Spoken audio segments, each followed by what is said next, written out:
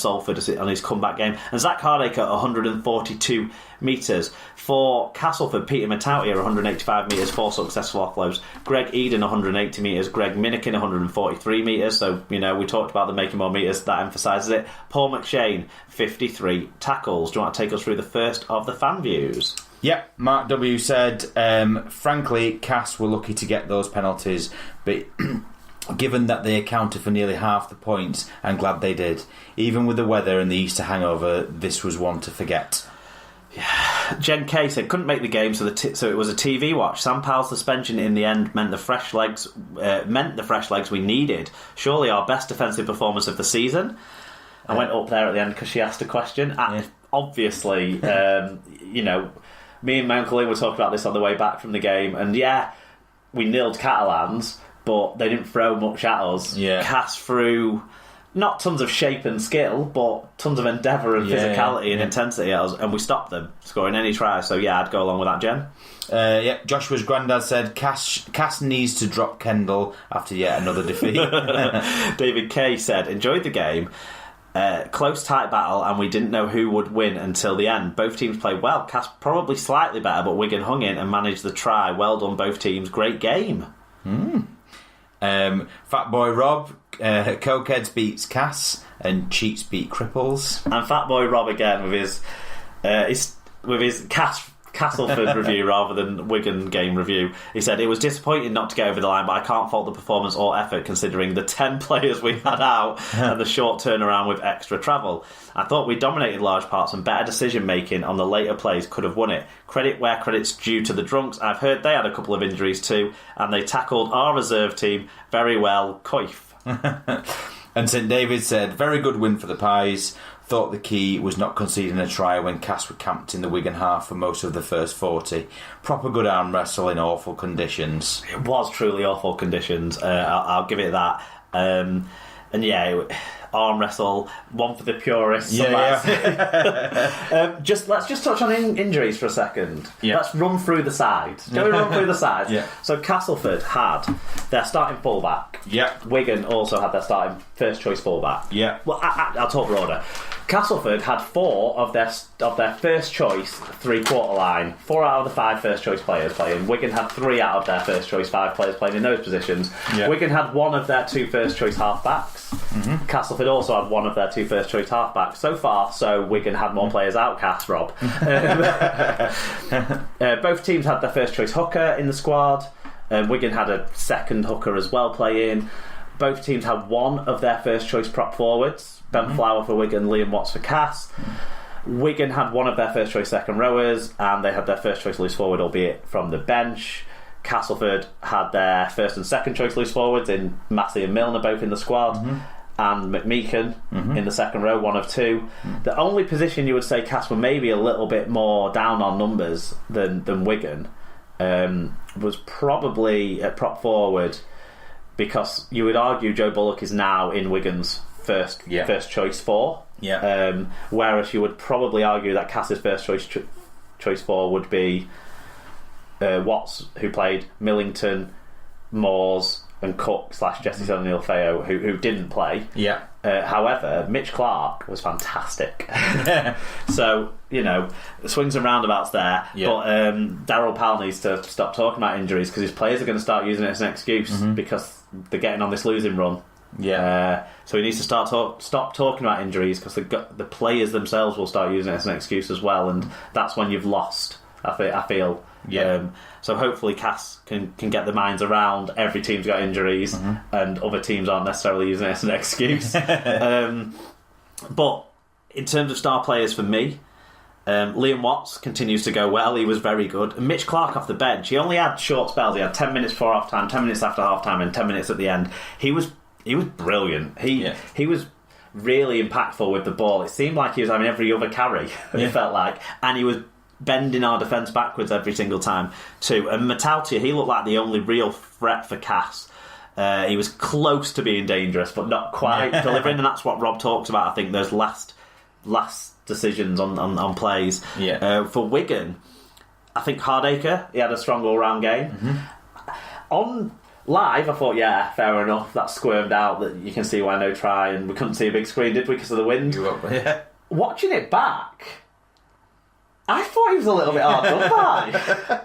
Like, clearly, he never really had control of the ball, but his first knock on knocked the ball backwards. Yeah. And the second time he touched it, the ball was on the ground, and his arm was on top of the ball on the ground. Yeah. To me, that's grounded. Yeah. But it all squirted out. He never really had control. I'm not like saying, "Ooh, big problem here," but I thought it was a bit harsh. To me, Wigan scored 2 tries. I'm joking now. And yeah, Lockers, I thought he did a good job. He improved Wigan's defensive line speed and intensity when he came on, because up to that point, Cass dominated field position throughout, and in their intensity was way better than Wigan's in that first half an hour. Sam Powell, though, has to be the star man for me. He got the 3 Man of Steel points. He picked up the 3 points in the Albert Goldthorpe as well, but somehow Corey Aston got man of the match. Maybe you'll be able to explain that one to me. He made a couple of crucial defensive interventions on his own line. There was Matautia made a half break, and he was the second man to come over the top on him when he was free, and actually the tackle forced Matautia to knock on. And there was one where there was a kick, I think from McShane from dummy half, that Powell managed to trap and gather right on our line. There was a couple of really good long kicks that he made out of dummy half in the second half. One right at the end of the game that flirted with going out on the full, but didn't quite. But he led that kick chase as well very much. So, and he scored the game-winning try. Yeah. So that's my star man. How did Corey Aston get man of the match? Any ideas? I've no clue, to be honest with you. I went and watched this in the pub. It was my birthday, and went to our local pub, and it was on, but with no sound on. So I kind of was watching it whilst my wife spoke to me about soft furnishings. So, but yeah, so I was keeping an eye on it, and. But yeah, Corey, he didn't stand out to me at all. I think he put a kick in late on that was quite nice. That Joe Burgess diffused right at the end. He had some nice moments, but yeah, I think on the whole, with the what Fatboy Rob said about decisioning later plays, there was the. I think there was one Massey maybe knocked on quite under the sticks fairly late on, and I think there was another one where the play sort of went down the right hand side, and then the centre threw it out. There was tackles in the bag. And he tried to force the play, and he threw it out of play. Again, I wasn't, because I couldn't hear the commentary. Yeah, that was close to the end. I couldn't sort of see who those players were. I guess Minikin and I don't know. But but yeah. So I was watching that. So as soon as he had the ball in his hands, I was like, they're in here, and then he just forced it, and he didn't. And there was a couple of times that in the game. Only a couple of times that Cass really made me think they were going to score, and one on either side of the pitch where I think it was Matautia linking in. Both times didn't quite get that final ball right. And that was one of those times where you thought maybe they had a good chance. And if they'd have taken it. It smacked of a team that had been defensively dominated, they'd thrown everything at the line, been dominated, couldn't break the line down, and then were panicking and trying to sort of get something in broken play that and then when you try and force those things, that's where you make mistakes, especially in those conditions. So but it was definitely an arm wrestle. I thought it was it was kind of a tough watch. Well, in a game that had no real highlights, it almost had a highlight. From Wigan from broken play. If Burgess had done the right thing and just run, he was scoring a try. If he'd have just ran those 10 yards rather than throwing the pass inside out of Williams' reach, then that would have been a more convincing win for Wigan, and Wigan would have scored 2 tries to Cass's none, and it would have been a less tense last 5 minutes for me to watch as well. But that would have been the only highlight, really. As it was, it's hard to pick out individual moments. Like Sam Powell's try, given that it obviously was an attritional game, but actually it was a pretty simple sort of run out of dummy half. He sort of caught them. It's a huge, like when we talk about Joey Lussick. and how you shouldn't be surprised. When Wigan run out of dummy half, it is fucking shocking because we never do, and Sam Powell does even less than anyone else. So from that point of view, I think he just took advantage of what had happened at the Rock. Joe Greenwood had won the play before. And I don't think, and also because Sam Powell was late to get into that play of the ball, that had been won, because he'd been knocked out. McShane had taken him out. Late getting into that play of the ball, slightly late, but he had that ability to zip because he was already off running anyway. But I don't think they expected that burst to come at that stage. So I think he just really took advantage of the opportunity in front of him, which probably other players in the game didn't quite. Wigan were very hesitant in the first half with the conditions, and Cass took full advantage in that by being the way more intense side. And then in the second half, like I say, Cass were a little bit reaching for a play because they hadn't found a way to break through, and whereas Sam Powell just was the one player probably who summed up the point of a few points in that game really well. And maybe if I had a highlight, it might be a couple of his kicks. Him and Jake Sharks both put a kick in the second half where they then led the chase, and it actually turned field position around, and Wigan were much the better team in terms of field position and that sort of stuff in the second half, whereas Castleford dominated all that in the first half, didn't they? No, it was. I felt bad for Agodu that dropped the ball that kind of led to your try. It was directly before that he kind of was that when he knocked on when he picked up at dummy half? Knocked it on, and then that was the play that ended up being your try straight afterwards. So I feel sorry for the lad, but well, it could have happened to a lot of players though. There were a lot of drop balls in the middle of the field from both sides, really. So you shouldn't feel too disheartened. I wonder if centre's his position. He's come on at the wing and stuff before. I feel like wing might be more suited because I don't necessarily think he's got the hands or the game reading. But in this instance, it was just a clean drop from dummy half. But we saw lots of other players spill the ball. Joe Greenwood had a bit of a nightmare from Wigan's point of view. He spilled it 2 or 3 times at play of the balls, and it's really. I mean, even we trained my under 8s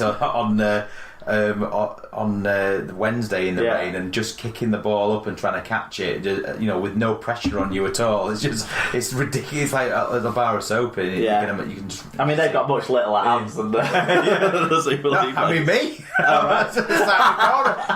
Kicking it up in the sky.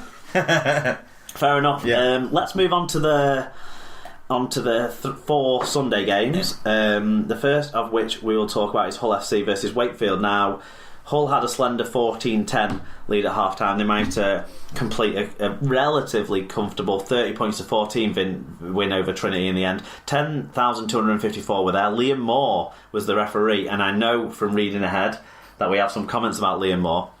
No team stats. There was players missing for both sides from the Super League stats, but I have hastily scribbled in the stats that came up this afternoon after my lunch break. Griffin had 166 metres, Taylor had 128 metres, Houghton had 42 tackles, and Albert Kelly 1 try, 2 try assists, 6 tackle busts and 2 clean breaks. For the losing Trin side, Mason Caton Brown 7 tackle busts, 129 metres, Reece Lynn 131 metres, and young Kershaw on the wing 103 metres. Yep. Do you want me to start? Yeah, go for it. Alright, so Sarah said, solid display across the park, big metres from Griff and Seeker, concerns about injuries to Logan, Kelly and Loss, frustrating display by Moore's inconsistent application of the rules. Loss. Give me one moment. Loss. I'm at a loss as to who Loss is. Normally it's Sarah's dad who tests us, not Sarah. Carlos Tumavave. There we go. She's gone. She's never called him that before. Not when she's on the show. All of a sudden she's besties. Sarah and Loss going out for coffee together. Anyway, so Moore got mentioned there. Paige said, still absolutely baffled by some of the referees' decisions today. Liam Moore, some bad calls for both sides. Thought Hull played well, seeing as though we only had 2 subs in the second half. Kelly playing with practically one arm, and Logan hobbling all over the place, and Seeker Manu struggling, not to mention losing Hadley as well. Great effort, and sitting 3rd in the table will do just nice. Bring on the Frogs. aka Steele 69 said, other than Albert Kelly playing the game with only one arm and the jumping ability of Connor Wynn, the only notable thing was the performance of Liam Moore. His officiating was sober music